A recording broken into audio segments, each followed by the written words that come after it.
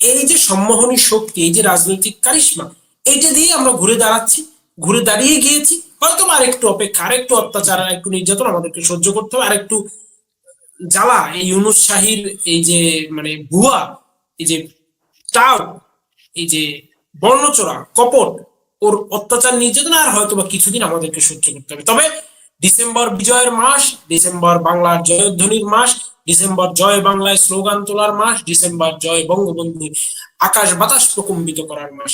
আমি সারা দেশের আমার ছাত্রলীগ, যুবলীগ, আওয়ামী লীগের ভাই বন্ধুদেরকে উদাত্ত আহ্বান জানাবো যে আসুন সবাই সমস্যার প্রতিরোধ গড়ে তুলি, আওয়াজ তুলি, হটাও ইউনুস, বাঁচাও দেশ, শেখ হাসিনার নির্দেশ।